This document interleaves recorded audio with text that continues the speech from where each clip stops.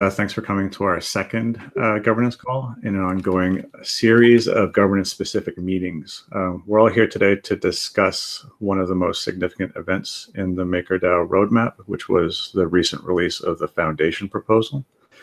This is the proposal that will help shape the course of Maker over the course of the next few years, so there's no shortage of things to discuss. Let's do some quick introductions first. My name is Richard Brown. I'm the Technical Community Manager at Maker, and I'll be moderating this call with Jess. Jess, do you want to talk about yourself for a second? Yeah, sure. How's it going? I'm Jess Solomon, and I'm also a Community Manager based out of California. Cool. Rune, can you introduce yourself and let everyone know what you do? Hey everyone, I'm Rune Christensen. I'm the co-founder of Maker and the CEO of the foundation. Cool. So last week we had an unbelievable amount of really good questions. We have some more good ones lined up for this meeting as well. As always, please feel free to ask anything you'd like as they come to mind. If you want to speak, please do so. Mike, if you want to type your questions instead, type them in chat. Jess will be monitoring the chat and she'll be able to read out the questions for you if you're not in a position to speak. The format of this call is going to continue on from where we left last week, which is doing a deep dive into the 20% principle. It's obviously a highly complex topic. There's a lot of very cool nuances we need to explore. And so this week we're going to attempt to continue exploring some of those threads, and after that we'll move on through the rest of the proposal if time allows. We'd like to touch on sustainable finance, gradual decentralization, and the market-focused sections if we can, but that might be a lot to get to today. One of the things that we won't be getting to, though, is I don't want to get too deep into the weeds on scientific governance.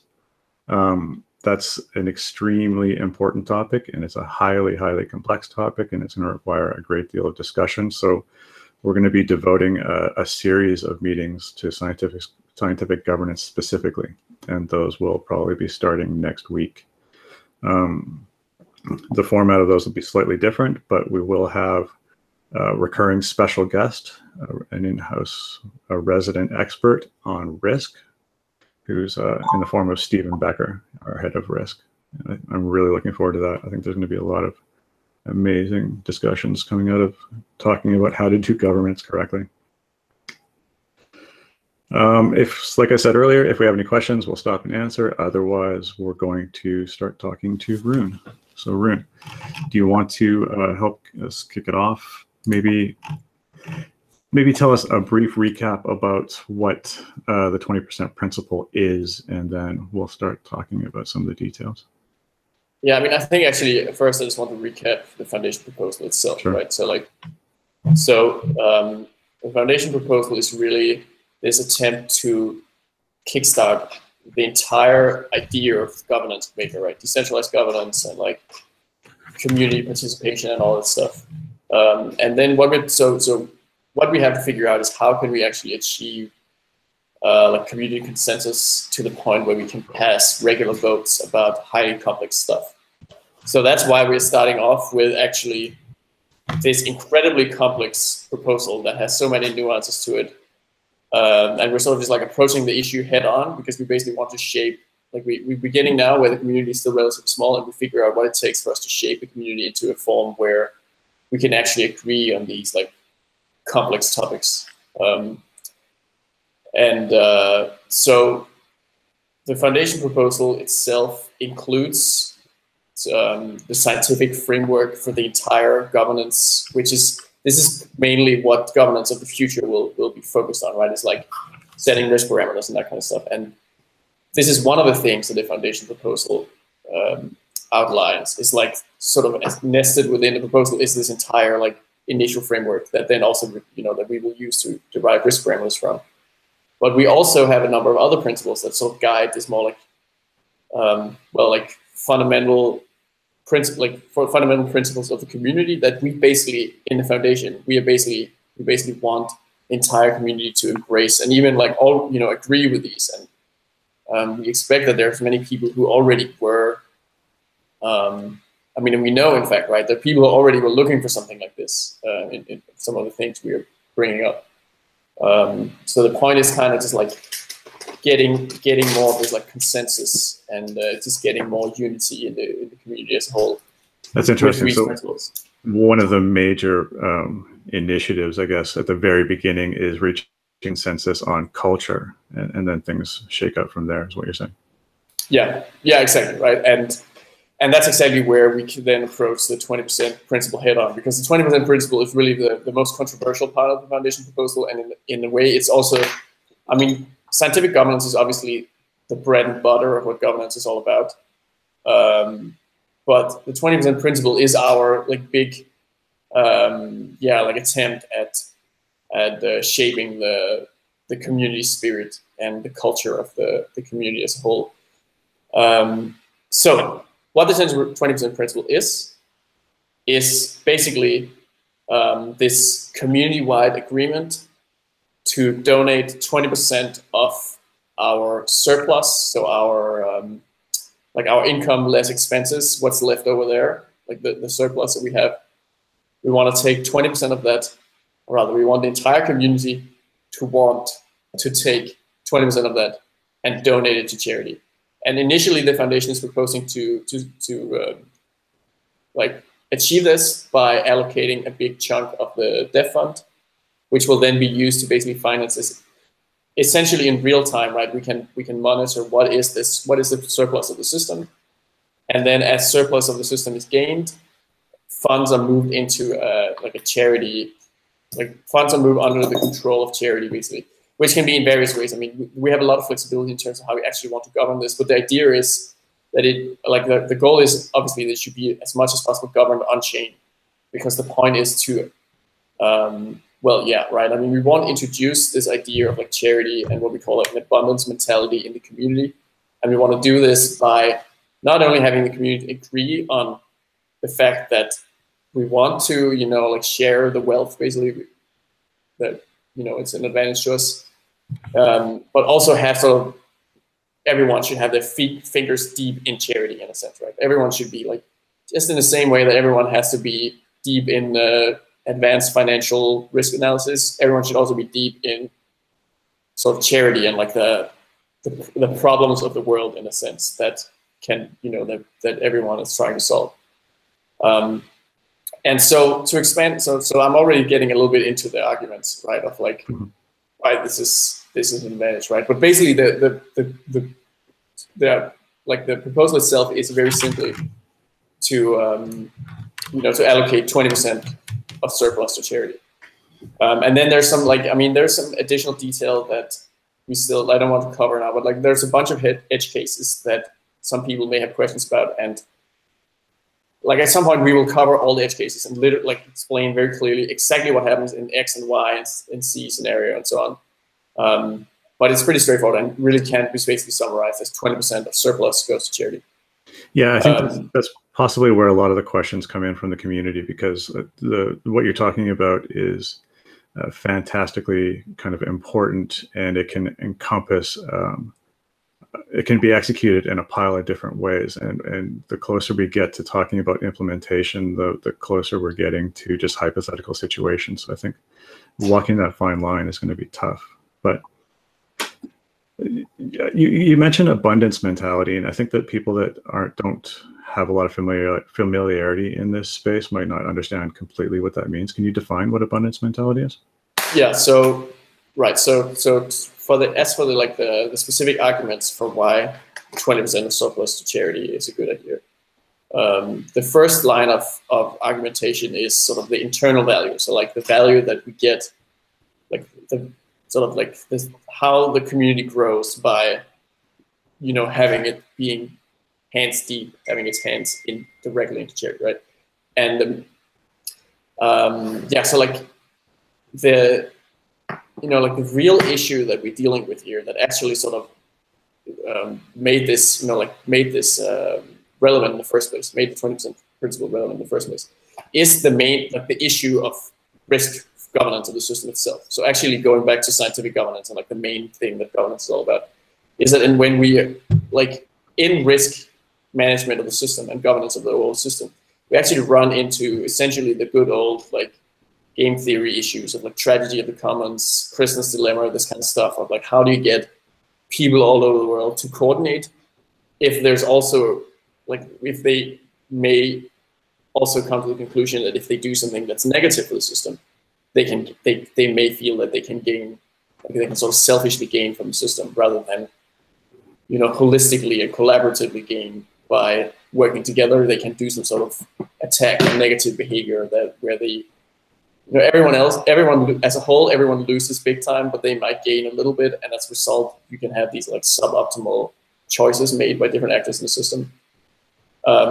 And there's actually no, like you can't like invent an incentive that fixes this. I mean, we tried obviously on this with people coming with a lot of suggestions and so on, but ultimately trying to fix this issue is kind of like making, you know, like a perfect AI or something.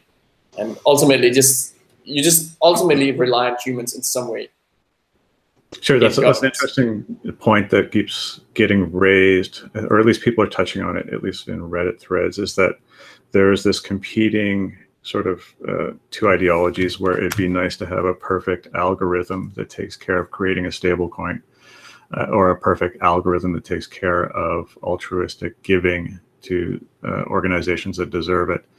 But I think that the point that we keep bringing up in different locations is that such a perfect algorithm doesn't exist. That's why governance is required. People need to evaluate and make decisions. And perfectly figuring out all the negative and positive externalities is probably a never-ending process, right? Yeah, and then because of that, we basically have to accept, okay, we have to deal with human nature and sort of the pitfalls of human nature and so on. And that is where abundance mentality is like one of our key weapons, or like our key tools we have available to actually try to affect human nature, right? And the idea is basically that we can and we need to foster a culture where as people succeed and as like the project succeeds and so on, their eyes stay on sort of this, like the goal of the greater good in a sense, or like the public good. And this, I mean, crypto as a whole and blockchain and so on, all of this came out of idealistic roots, right? They were all about like opening up finance and opening up money and technology to the masses and sort of breaking the bank monopolies. And well, I think that's possibly where things get a bit tricky, because those are obviously our roots, but every year, I guess, we can see an influx of people that might not be familiar with some of those core principles. So how do you balance this kind of a core group of people that are sort of visionaries when it comes to the crypto space, and another core group that's simply interested in generating maximal returns? You have to sort of balance those incentives. And so you're saying that having an abundance mentality baked into the organization sort of carries incentives for people that are sort of interested only in returns on investment as well? I mean, I guess in a say, yeah, right. Like we're baking in the culture that we want to achieve in the long term by sort of committing to the 20% principle, right? Okay, and, so it's the selection process at the very beginning is what you're talking about. Yeah, and then you can sort of expand on that in terms of this, like how demographics can change over time and so on, right? So there's basically there will be two big effects of the, like, other than if we assume that if regular users and community members in the system sort of feel that they're personally engaged in charity, over time they just become more likely to get this abundance. Like, so I mean, and let me just like further define abundance mentality just a little bit more. Like, so abundance mentality is basically as you get more wealthy and more powerful, you become more generous. And the alternative is as you get more wealthy and more powerful, you become more sort of greedy in a sense, right? Like there's sort of two paths that can amplify each other, right? And it's kind of like a typical, like this current state of the world is in most cases that the richer you are, the more like corrupt and the more, you know, like damaging you are sort of to the rest of the world in a sense, right? And that's what we fundamentally need to flip on its head. Like, and that's also what blockchain is all about, right? Like this open access, blah, blah, like benefit the small guy, this kind of stuff. And this, by keeping that as sort of a core part of what the community is all about. And then, you know, like by voting it in now, by like committing 20% of our surplus going forward and so on, we are taking the stance so strongly that you know, like we need to have this like positive abundance mentality where the success of our system has to be positive for the rest of the world, because as individuals we also need to like individual success needs to help others and sort of the other way around, right? Like we all need as individuals to contribute to the success of the system as a whole, and only then can it be a true success. And as we achieve that, we even share it even further with charity and so on. Okay, and cool. And then what we achieve is, sorry, that's what, like, so what we achieve is the existing MKR holders and community members and just like ecosystem members become more charitable, right? And like some more altruistic, because they sort of, I mean, it's almost like the PlayStation and the Xbox effect, right? Where once you're, I mean, if you're already doing charity, you might as well embrace it, right?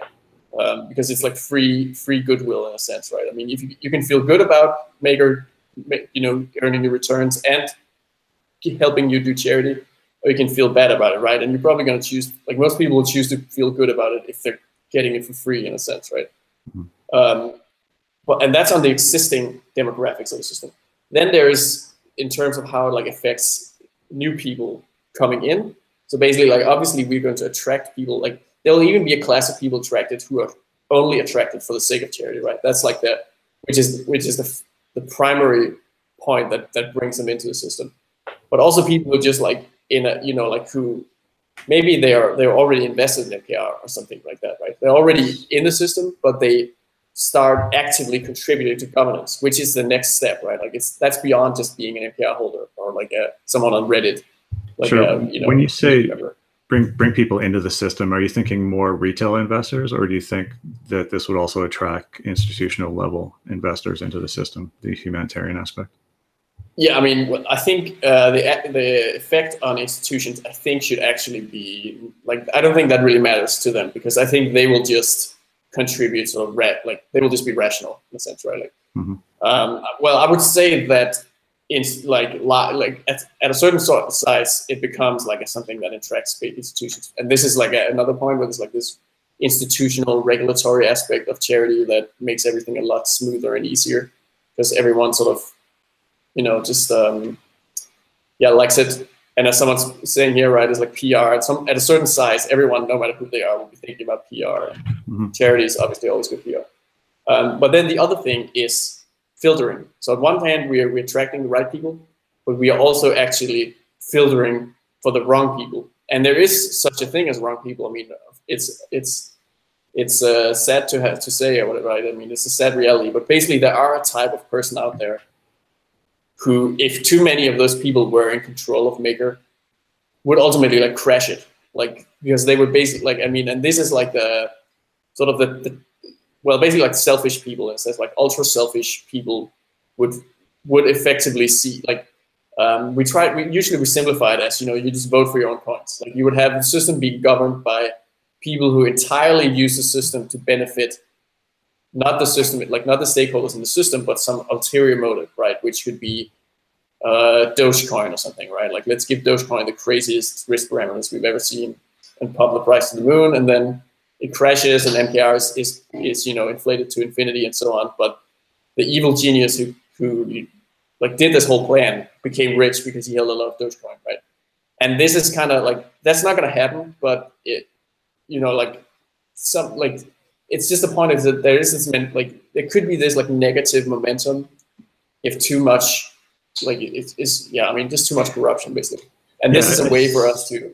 I think I see your point. Like one of the things that fascinates me the most about the MakerDAO ecosystem is that, and this is kind of touched on in the BitMEX blog, that there is no one mechanism that does any one thing. It's a large and sometimes complex combination of competing and complementary incentives. And so it feels like what you're talking about is the 20% principle is sort of another positive incentive in the tool chest that can have beneficial effects on wider areas, or even what appear to be disconnected areas of the organization, but still it's a positive incentive for that has this long tail. Is that what you're getting at? Yeah, I mean, there's just so many like what I call like internal reasons, right? But then there's also a whole bunch of external reasons, and let's try to be fast now. Yeah. But I just basically wanna like sum up. So I think reason number one of like 20% to charity is it's not even charity, it's not even goodwill, welfare, or any of that kumbaya bullshit. It's just marketing, right? We're just, because we are a project and an organization and a product that's entirely based around you can send money to anyone, anywhere in the world, and it's stable, and they don't need some KYC or something, right? Like anyone can do this stuff, right? And obviously, and this was a comment someone just made, right? Like, shouldn't we give them DAI? And yes, absolutely, right? Like, I mean, obviously, there's going to be the main point of this is that it'll be biased or maybe even exclusively, like DAI-based giving. Though I mean, I think to some degree there has to be some element of like, sometimes we don't, we shouldn't like let people starve because they don't accept DAI or something, right? I mean, there are some traps we shouldn't fall into, but in general, we obviously need to take a very commercial attitude to this, where like anytime it makes sense. And in general, we have this agenda of like turning over the entire charity industry to using DAI and really make like DAI the currency of charity, because it has all the features that is like, it's sort of, that is an opportunity that's sitting there and waiting for someone to take. And DAI is one of the few products that could actually do that. Yeah, the inroads into the humanitarian relief agencies that DAI can get involved with are pretty mind-boggling if you think about it for a while. Jess, do you have some questions from the community that you can ask? There's a lot of things happening in the chat.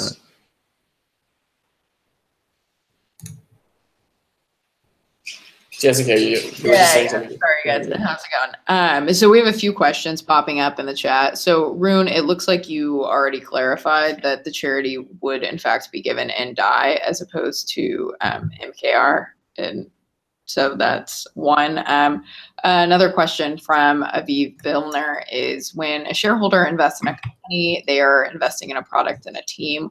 Why would it be more efficient for a company like Maker to reduce their own equity and decision-making abilities? Do you believe that speculators and new shareholders are better decision makers in the context of the Maker and the DAI system? So I think instead of answering this question directly, I just want to talk about one of my favorite examples in terms of like the for-profit mindset towards like charity and using funds for that stuff, right? But so basically, this case, right, of basically the Apple tax case that was happening recently, right, where Apple became under intense global scrutiny because it became, it was showing how much money they were hiding in tax havens, and they were effectively refusing to pay tax anywhere for their international earnings. And you even had shareholders, question that essentially, right? Like you had people, like every single stakeholder attacking them from every side. And even shareholders, because the point was basically like Apple is a massive company. They're benefiting, so they're benefiting hugely. And still they're they're really like not just like refusing to give back, they're like making a point of it in a sense, right? Like really trying to squeeze the system as much as they possibly can. And what happened was actually, because public opinion became so extremely distorted against Apple, ultimately they ended up getting punished through legislative means, basically. So like new laws were made in Europe. I think specifically in Europe, there's like new law that tax them on revenue was introduced that only applies to like giant companies. And it's just like, I mean, it's an example of how like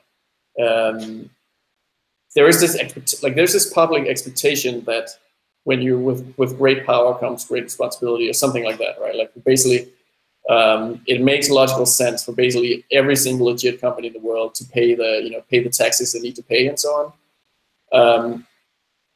And the good news about Maker is that it doesn't reside in any single country. But that doesn't, that still means, I mean, it's still going to be a major infrastructure that basically will play that could easily play a major part in the world, and will have a lot of people, using it, relying on it, and sort of repping it, right? Like making the, you know, like positively sharing the brand and so on. And yeah, I mean, you know, we need to earn the affection of all these people in a way that's like goes beyond what some typical like fintech company or something would do, right? Because we are really, what we're trying to do is something that's like, it's something at a much larger scale and a much more, yeah, I mean, just like really intense in a way, right? I mean, it's kind of like a major battle or like a major land grab we're trying to do. And if we want to do this, we need to do this in a way where people want it to, like, we need the rest of the world to really want it to happen as well, right? I mean, even people who are completely unaffected by us are still in very real sense our stakeholders, because we rely on operating in every single jurisdiction around the world, and we have to ensure that there's not going to be, you know, we still have to have the democracies of the world supporting us in a sense, and regulators everywhere. It's an interesting point. I think that, and David, do you want to speak? Are you there? Or maybe Jess will do it for you. But David's question about the framework is really interesting. Yeah, yes, I'm here. I can speak. Right. Hey, David. Yeah. So my question, you're talking about, Rich. You're talking about the impact, how to track impact, and how to like find beneficiaries of the fund. Yeah, exactly. Sure. I mean, I know a little bit about this because I'm familiar with just how traditional foundations are run. I used to work for one. And I know that typically people who want money are the ones who are sending you the grants, and the foundation would typically, you know, assess the grant, and if they fall into the foundation's own framework of giving, then they would, you know, do a grant and then require reporting and follow-ups, and like there would be a lot of work in terms of tracking the effectiveness of the money. And like Aviv mentioned in the chat that he thinks that, you know, why don't we just send it to like UNICEF or like the Red Cross or somebody, let them manage it. But I don't think that really does much, because you still fall into the trap of, you know, the inefficiencies of the old model. And I think one thing we should be focusing on is trying to really do a decentralized charity, not just like a de facto decentralized charity.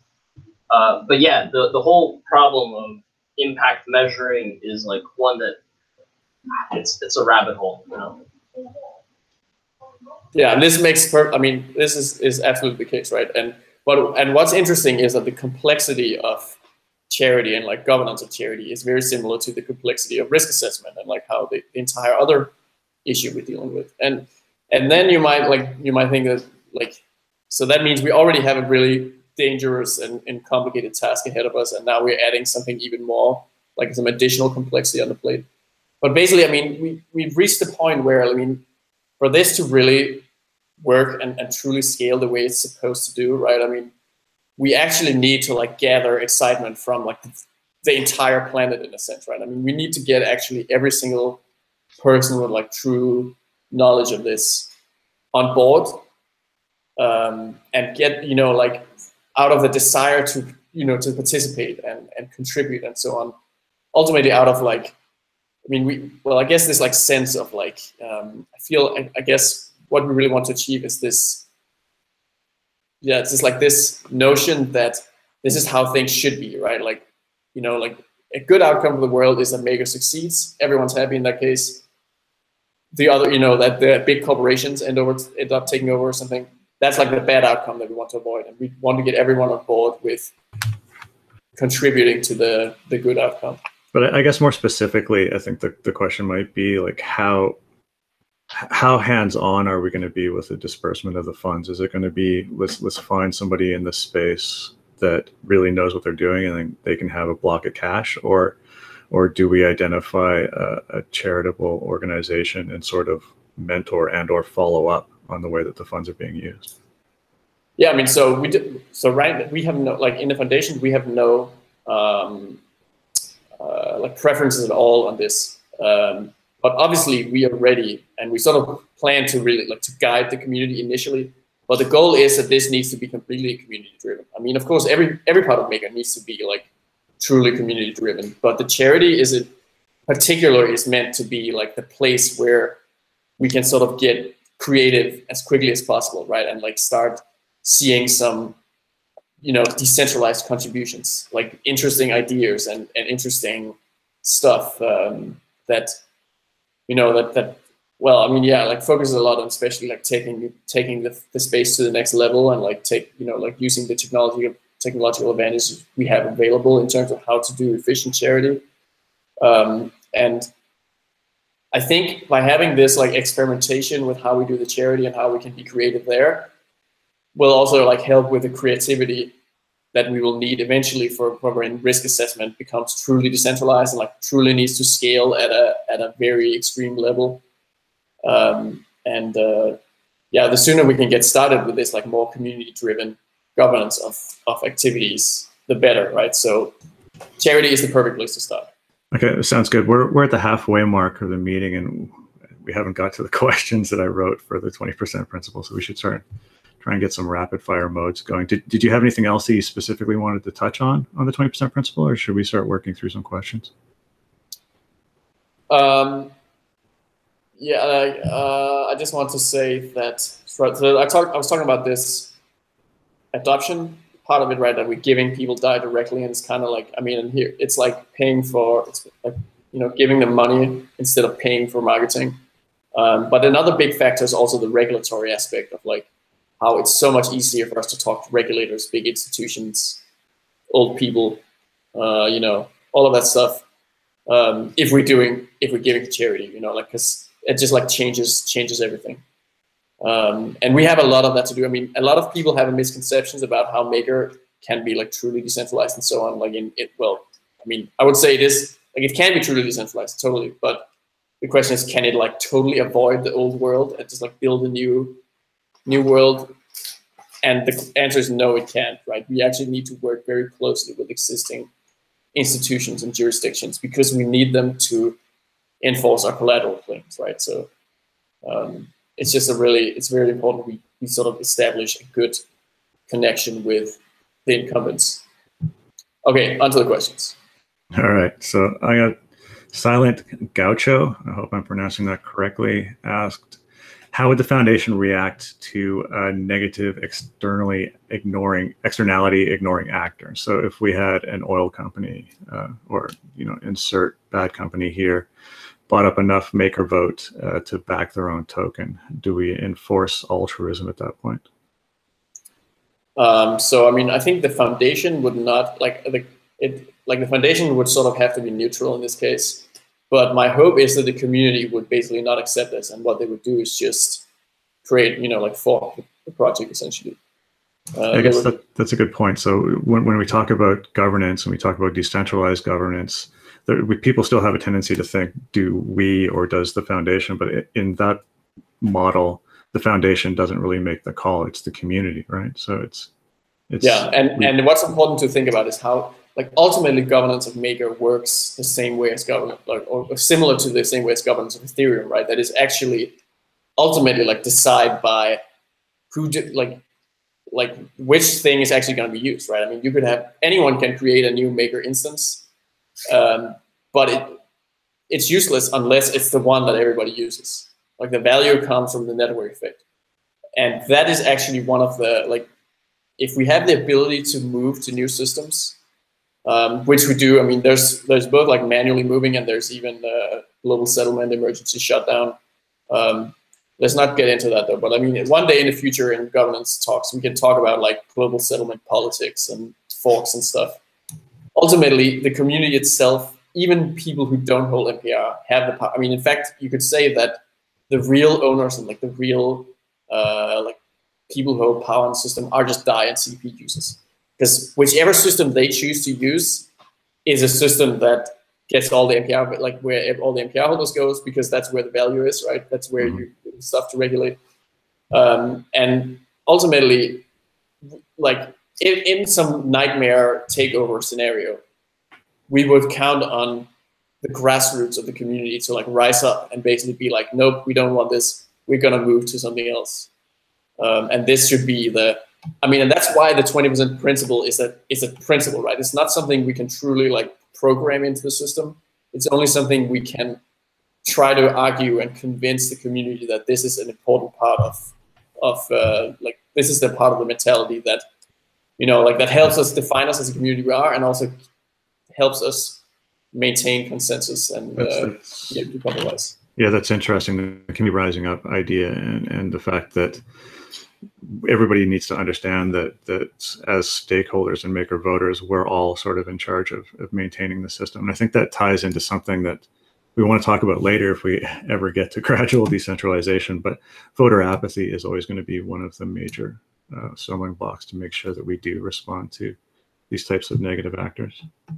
The next question from NK Pine. He had a lot of really good, tough questions, but he would love to hear more from the team regarding the perceived long-term weaknesses of the system's existing crypto economics that might require altruistic network participants to balance. So I think that he wants to touch on what's the game theory aspects of altruism. How does that make the system stronger?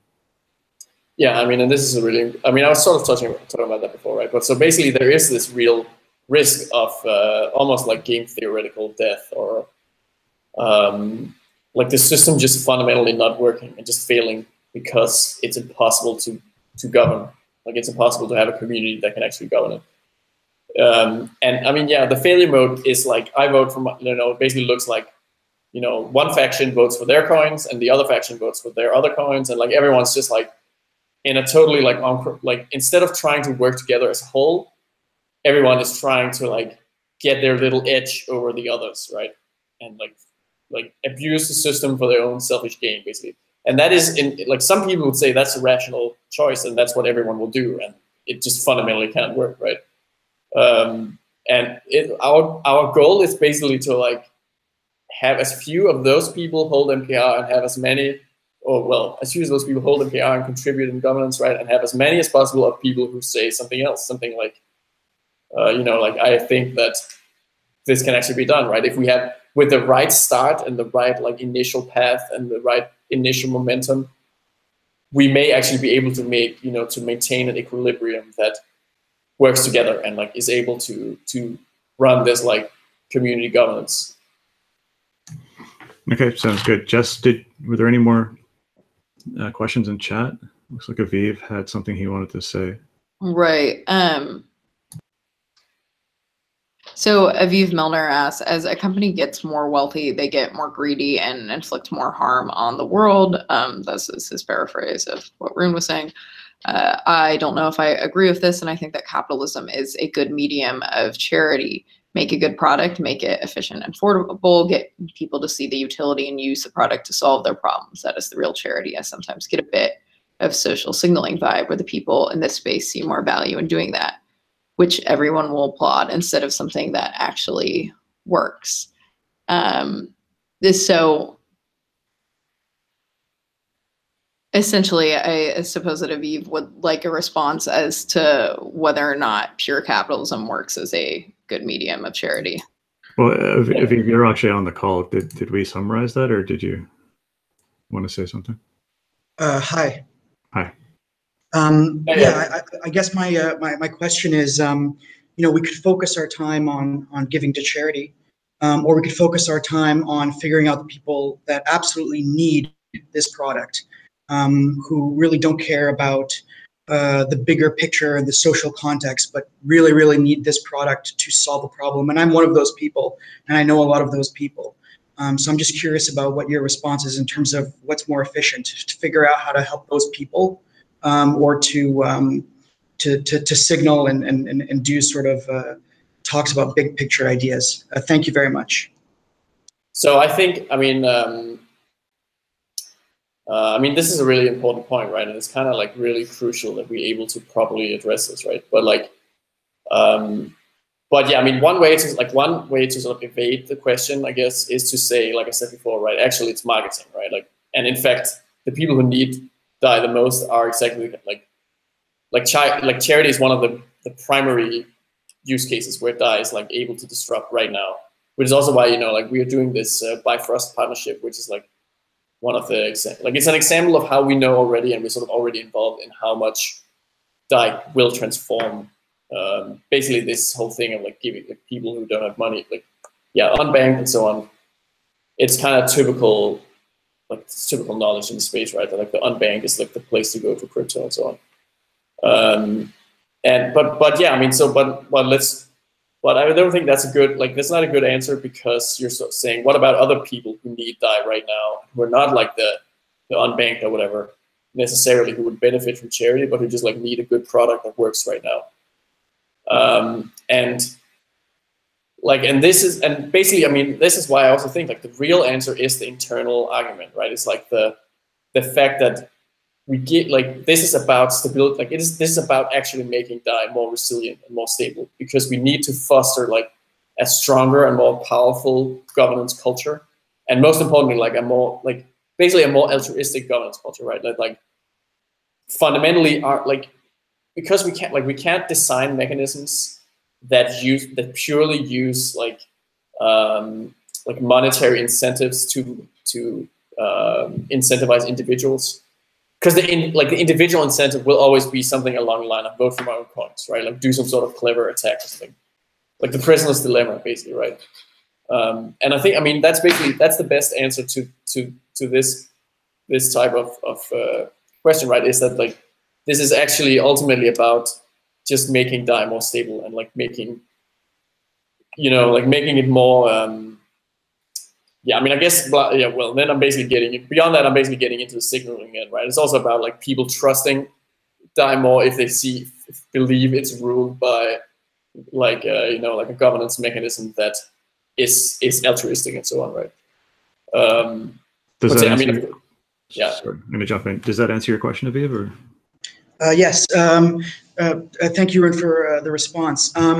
So you think that charity is a better industry to disrupt with a censorship-resistant, stable cryptocurrency?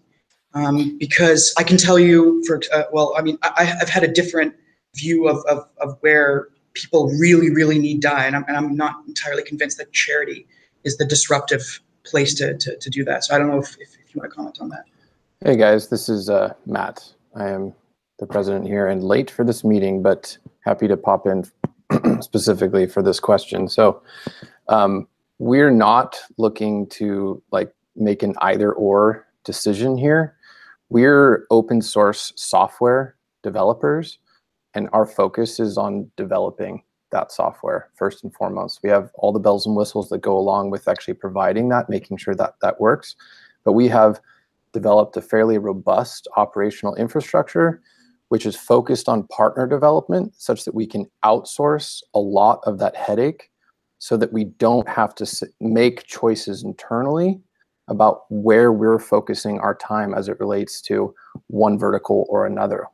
We have engaged with top tier firms around the world, some of which we're going to have some pretty exciting announcements later this week. And yeah, just hang on, because there's a lot more interesting stuff coming. So I hope that helps answering the question. Yeah, I would like to also just like, I mean, so I think basically what you were talking, what you just talked about, right, was the sort of the disruption as like the marketing aspect of it. And basically what I'm saying is, don't think about that. Like if you want to, like if you're thinking in terms of like marketing trade-offs and stuff, actually the main thing to focus on of the charity is, again, like the internal value. Like basically the fact that if Maker Governance gives to charity and is sort of like supports public good and has this like abundance mentality, this ability to reach consensus around how to benefit the public good, that results in better and more robust risk parameters for DAI, right? So that results in like it benefits DAI in a way that you can't really, like there's no other way to pay for this kind of benefit, like because you can't just like pay people more money to make good. I mean, you can actually hire a bunch of risk assessment experts and stuff, but at some point there's kind of like a limit to what you can do with experts, right? And the one thing you can't pay people to do is like you can't really pay them to be honest in a sense, right? But because I mean, there's again like you can never get around this fact that there's some people who are just selfish and who just will abuse and attack the system. And what we can do is we can like, we can do something to repel them basically, and we can do something to attract the kind of person we know is less likely to be like that, right? And this is, yeah, I mean, this is like the great internal benefit of the charity, the 20% principle, right? Is that it really changes what the maker governance community is like, and sort of what the community spirit is, and sort of what life's all about, in a sense, right? Which is really, in some cases, that's what it comes down to when you make the decision of whether to, like take the prisoner's, take the prisoner's dilemma trap, right? And that's what we can say this achieves in terms of adding to stability. Yeah, there's somebody else mentioned the rabbit hole already, but I think that the 20% principle might be a rabbit hole that never quite ends. So I'd like to try and get onto the next section of the doc if we can before the end of the meeting, unless, Rune, there's anything that you absolutely want to get out there before we move on. Yeah, I just want, I mean, Aviv, do you want to say anything in the end? Do you have any last comment? I mean, now in response to what I was saying, right? Like we can actually argue that 20% principle results in better governance, and we can ignore all the other components and just like focus on that part. Well, I don't want to take up too much time from everyone listening with a long argument. I'll just say that the stable DAI that your team has been a part of has very likely saved lives from the businesses that I've seen where I've actually had to use this and implement this. And these businesses are for profit. They are greedy businesses, and they save people's lives. I don't think it will likely ever be spoken about the kind of people that really need DAI. But I do see, when you said the marketing perspective, I agree. There is an aspect where if the community sees a positive leader and a positive team, that does add value. I 100% agree. We see that Tether has a negative atmosphere around it. I'm hoping that MakerDAO can have a much more positive aspect to gain traction in different capacities. Thank you so much, Rune, for your time and for answering. By the way, please keep in touch with us about these businesses and stuff. I mean, this sounds like something we might want to look into ourselves. Yeah, I was just going to say the same thing. Aviv, I don't know if you're working under an NDA or something, but let's talk after the meeting and see if there's something we can help you out with. Absolutely. Thank you so much. We'll talk after. Mm-hmm. All right, Rune, do you want to give us a brief overview of what sustainable finance means?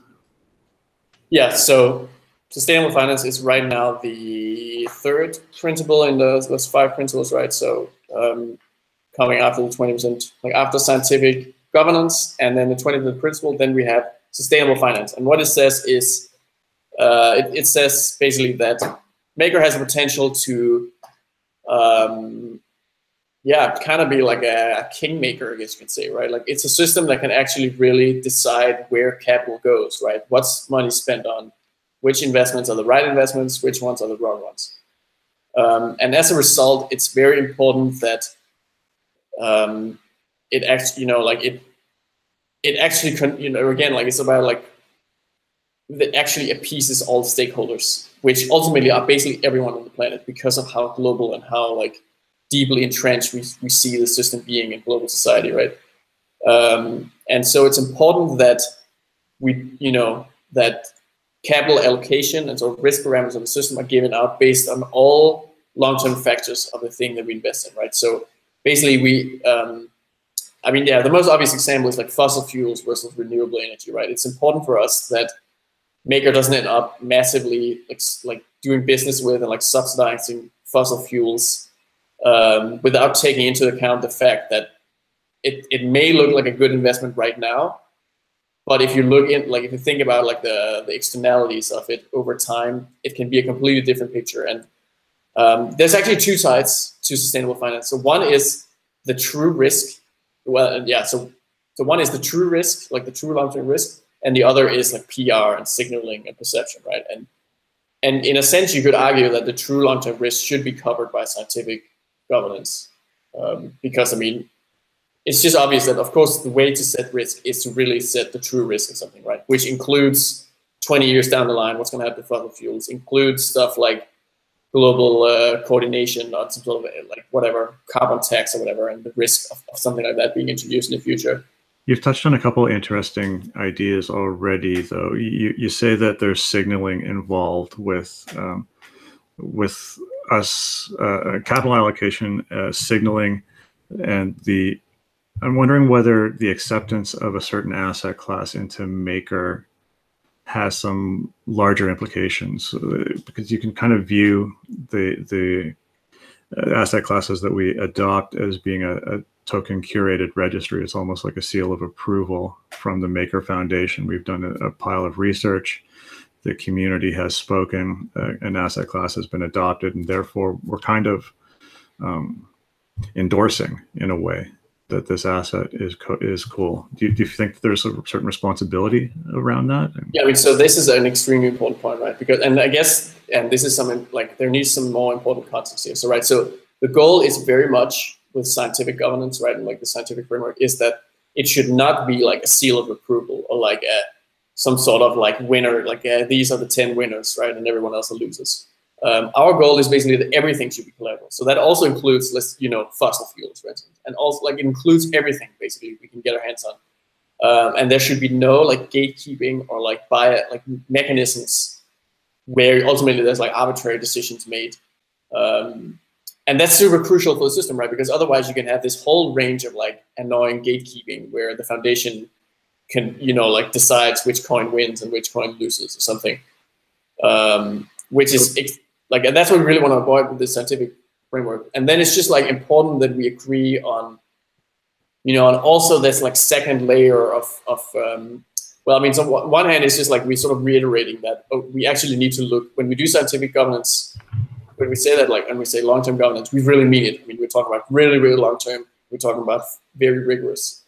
And very, really long-term could also mean stuff like extra risk from being like an antisocial investment, like fossil. Like, I mean, not that fossil fuels are inherently antisocial, but more like in the sense of how they currently, like how this regulatory capture and like sort of it's like a shady industry, not due to like physical attributes, but more like just because of the kind of network effect of the people who are involved. Yeah, I mean, we also need to protect ourselves from the PR component of all of this, right? I mean, this is another thing. We can't really like try, like we would sort of be stopped dead on our tracks if we try to introduce this like financial revolution where the little guy is finally no longer, exploited by the system itself, right? But instead it's a system where everyone's treated equally. And in fact, there is a mechanism for charity built in, right? In fact, it's like better than our wildest dreams. It's like freaking saving the world and stuff, That's what we want people to think, right? And talk about us.